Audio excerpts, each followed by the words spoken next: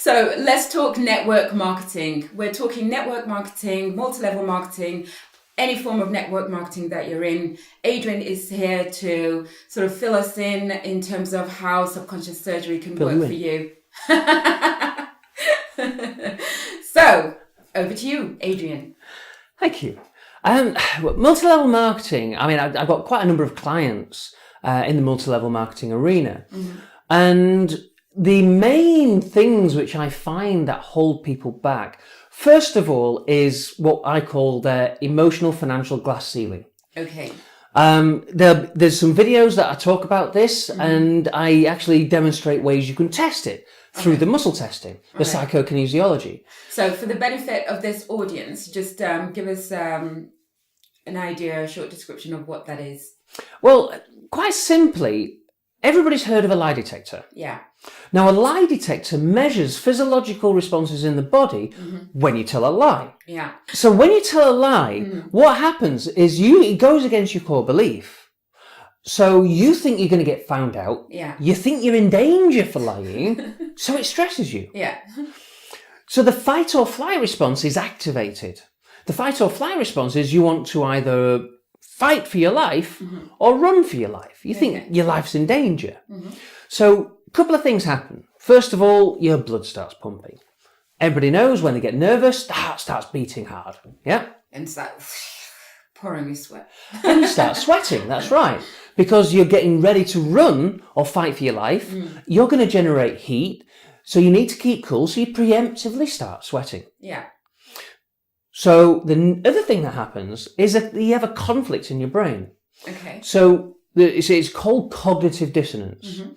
How you measure that is what we're doing with the psychokinesiology. Psycho, the mind, kinesiology, movement. So it's how your mind affects your movement. Mm-hmm. So what happens is that you get a conflict between the motor cortex, which is dealing with your muscle function, and the rational part of your brain that deals with language in the left hemisphere. And that causes a weakness. Okay. So when you test something, you could say, my name is Adrian, and you test it, you should remain nice and strong. If I said my name is Helen, and I tried really hard, I would go weak. Cool. The statement would make me weak. So I've seen you do this in a lot of workshops. Yes, I have. And when you're testing for the financial glass ceiling, people sort of step up. They volunteer and step up front, all, confident, I'm going to nail this. And I've actually seen people who try and beat this, and it is so ridiculously funny because you can see them almost falling over. Yeah, because it's not just their arm, it's their core strength, it's every muscle in the body that gets affected. So it's so how much money do you believe you can earn? And it's something like, I don't know, 100,000, let's say, for instance. And they usually go a week at 30. And the shock on their face is huh? How did you do that? And it's usually actually the income that they're earning at that particular moment in time. Quite often not far away, yeah. Or not far away, yeah. And, and some people I've tested. Yeah. And there's a really nice, simple test. If you don't want to get to the accuracy of the exact income size. Yeah. Is 3 tests. I completely love and accept myself now that I'm happy to earn enough. Mm-hmm. That's the survival one, right? I've been out networking sometimes, and I do that test on people because it's not too invasive. You're not finding out their exact income, which I can do. Yeah. And I usually test it, write it down, and then test it on them, and then show them I got the exact same answer, which freaks them out a bit. That's good fun. But when you test, I completely wouldn't accept myself, even if I earn enough. If people go weak at that, they're usually struggling. Okay. Yeah. They're not earning enough. They're in debt. They've got problems. Mm-hmm. Money's a constant issue. Yeah. Yeah. So the next one is I completely live and accept myself now that I'm happy to earn more than enough. Mm-hmm. Now, if you're happy to earn more than enough, normally your bills are covered, you're making it by, but you're not generating a massive excess. Okay. Yeah. You're probably getting a little bit more for the odd nicety now and again. Mm-hmm. But you're not really saving massive amounts of money. Okay. Yeah. Mm-hmm. Probably tickling a little bit away. Now, the third one is I completely love and accept myself now that I'm happy to earn absolutely millions. 99% of people that I test go weak on that statement. Okay.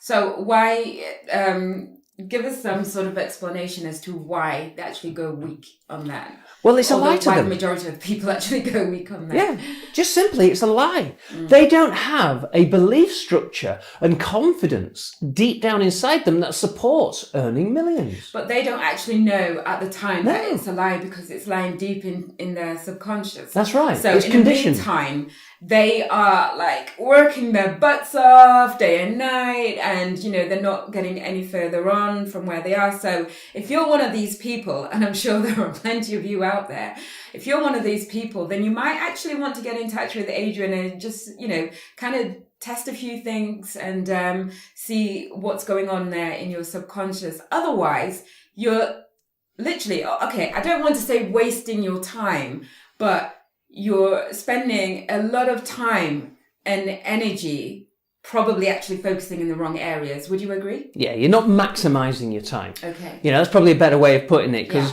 no time is ever really wasted. Yeah. Unless we refuse to learn from the experience. Mm-hmm. That's really when it is wasted. And quite often people have a bad experience and then blame the world for it. Blame everything else apart from their making decisions. Yeah. And don't realize what it is that actually got them there. Mm-hmm. And if they keep getting there, that's when you've got to realize that actually the common denominator in all of this is you. Yeah. So if you want something different, the definition of insanity, doing the same thing and expecting a different result. Sure. But nobody really likes to think that they are the actual problem.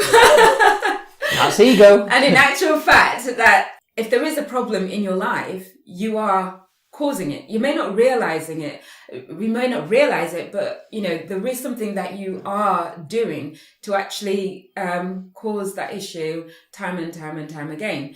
But as I say, none of us like to admit to the fact that we are causing our own problems. So yeah, it's easier to blame it on time. Time's a good one. Oh yeah. I don't have enough time, or we went through that. Yeah, I went through that. So I can speak very confidently about this. So I don't have enough time. Another one that I hear people talking about is blaming the days.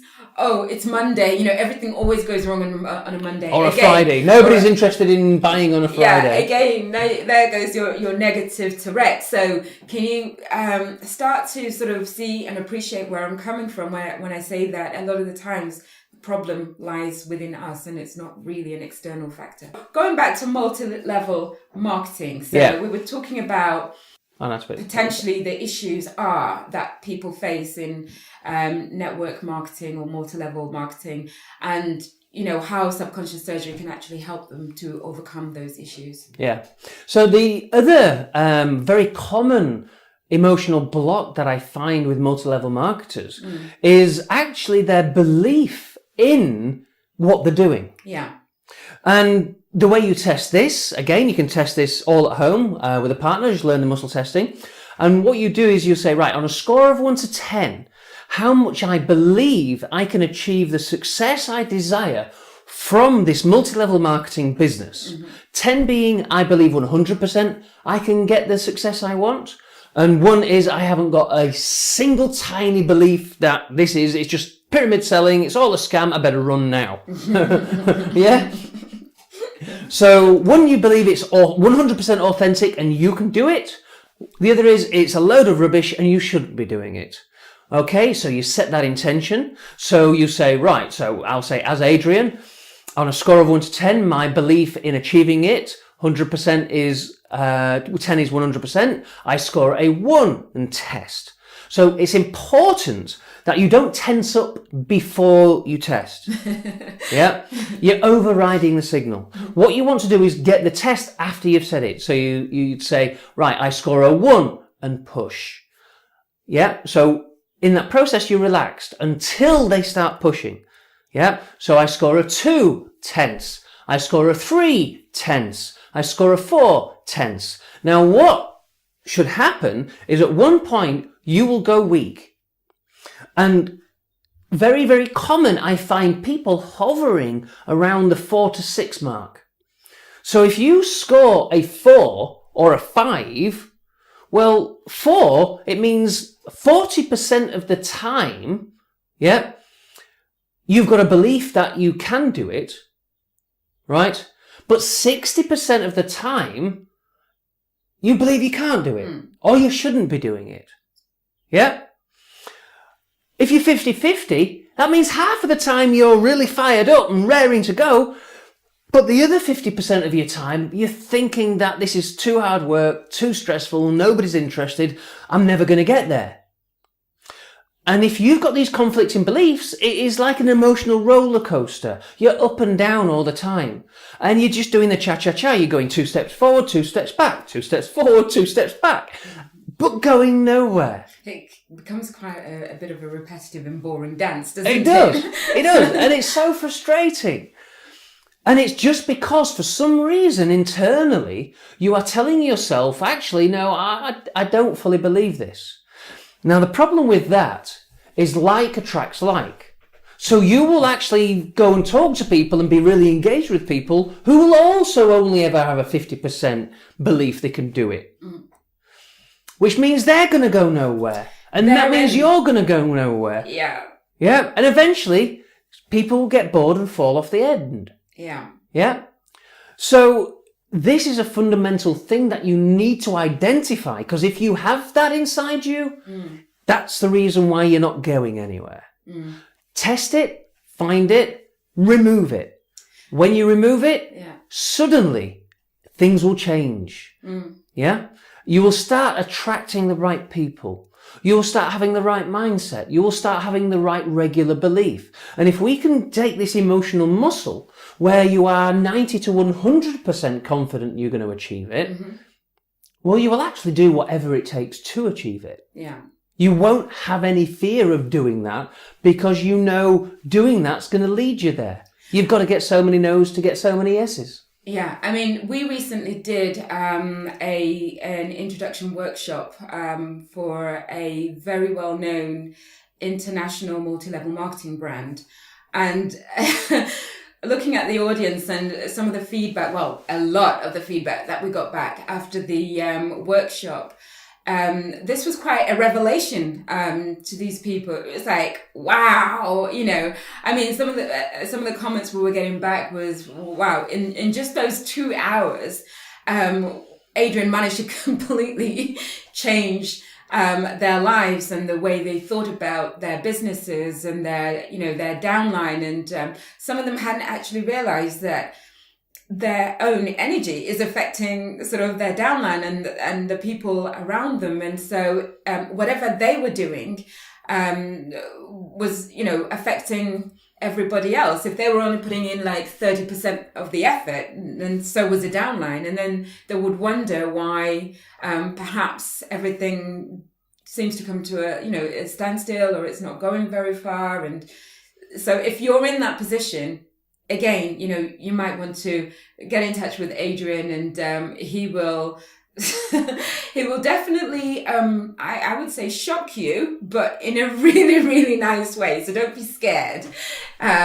He will give you all the tools and techniques to improve your multi-level marketing business, or whether it's a networking business. Just get in touch with Adrian. Send him an email, info@subconscioussurgery.com, or visit the website, which is www.subconscioussurgery.com. You can also get Adrian on Twitter @AdrianTaffender, and he also has another Twitter account, which is @subconssurgery. Thank you.